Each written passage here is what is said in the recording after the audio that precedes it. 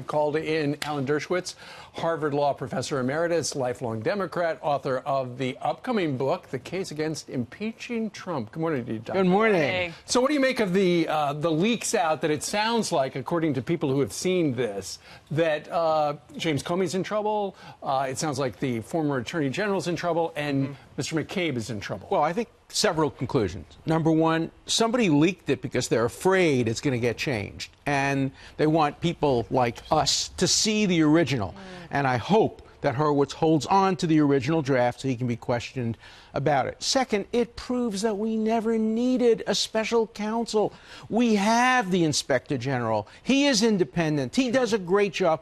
All of this could have been done through the Justice Department. Regular lawyers. You don't need to bring in a multi-million-dollar group of people with a target on the back of specific individuals. That's not the way justice should operate. Doesn't Michael Horowitz have the power to say we're not scrapping anything, we're keeping everything in this report as is? No, he really makes a recommendation, but Congress has the power to say to him, produce the original report.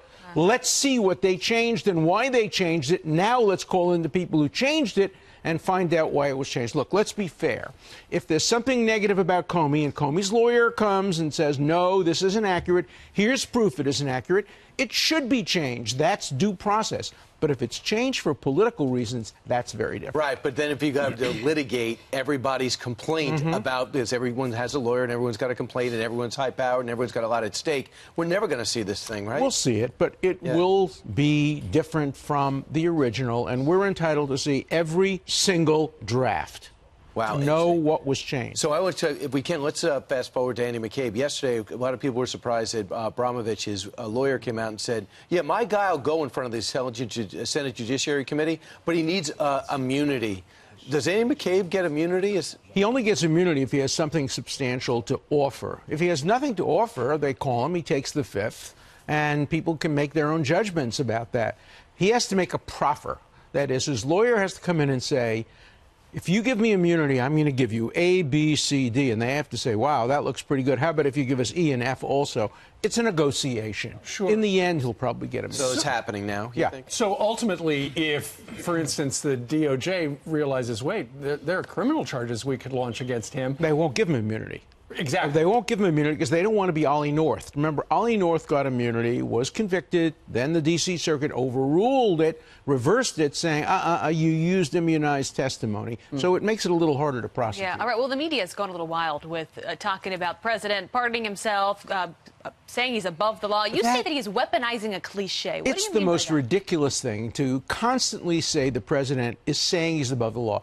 President's spokesmen have said over and over again, no one's above the law. Right. What he's saying is the law gives me certain authority. Just like the law doesn't allow you to prosecute members of Congress for what they said on the floor. Are they above the law? It doesn't allow you to prosecute James Comey or to prosecute Mueller. Prosecutors have immunity. Judges have immunity. It doesn't put them above the law. They are acting within the law. And what President Trump's people are saying is, we think the law authorizes the president to pardon, to fire, and that's not above the law. That's within the law. So let's cut this cliche of above the law. Do you think Giuliani's helping or hurting the president right now, speaking out so much? Look, I wish Rudy, who I've known since 1973, is a great lawyer, would stick to representing the president and not opine on North Korea.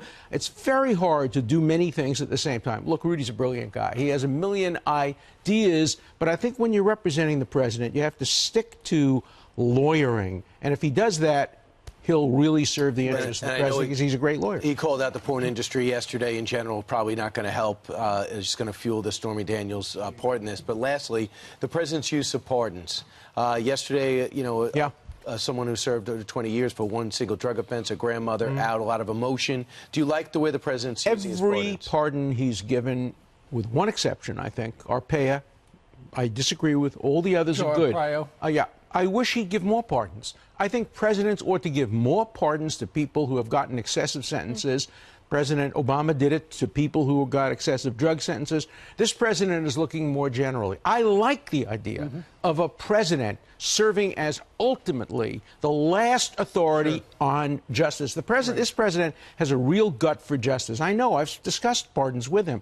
And when you can persuade him that there's been an injustice, he'll say, we're going to do something about it. Alice Johnson, who Brian was referring to, was released yesterday. She went outside and she said, "Hallelujah, thank God for Donald J. Trump." She was just on television, and here's a clip of what she had to say. I would tell President Trump, thank you so much, that I am going to be that one that is going to make you so proud. And I hope that my life will encourage him to do this for others, too. Well, Perfect. That's exactly the right thing. He should do it to others. He should set up within the White House a group of people who can look at these hundreds of applications, and if they say to him, "We want you to look at this one," he should look at it. He should bypass the mechanisms of bureaucracy, and he should say, if my gut tells me this sentence is too long, I'm going to he's already been criticized, though, for pardoning so much. But Barack Obama, didn't he pardon more people under his administration? You know, people have different approaches to pardoning. I like this president's kind of gut approach to pardoning. If there's an injustice, let's pardon. Let's make sure he does it for many people, not just people who are close to him and who ask him to pardon. He should have a process for pardoning more people. I know with your petition, if I'm to believe, I interviewed you years ago about you think Mike Tyson got a raw deal. I do. I think he got a raw deal. Like I think several of my clients got raw deals. Mike Milken, he's been up for a pardon. There are a lot of people that should be able to apply for pardons, but when I've been somebody's lawyer, I try to stay out of it because I don't have an unbiased view. Right, and of course, Alan, very mature of you. Famously, this particular case where this woman was pardoned yesterday was brought to the president's attention and Jared Kushner's attention by Kim Kardashian. And she has taken so much heat, and the president has too, because what? You turn into a reality show star for advice? Yeah. If the person gives you good advice about a woman who shouldn't be in jail because she's a grandmother, a great-grandmother, she's done terrific things, I don't care who the advice comes from. I just want to make sure the president's open to hearing advice from anybody. Sure. Anybody who writes a compelling letter should get a hearing in front of White House people and get a pardon. Justice for all is what you're saying. Absolutely. Alan Dershowitz, it's always good to have you on. Likewise. Love your Good to see you. expertise. And look forward to your book coming out. Thank you.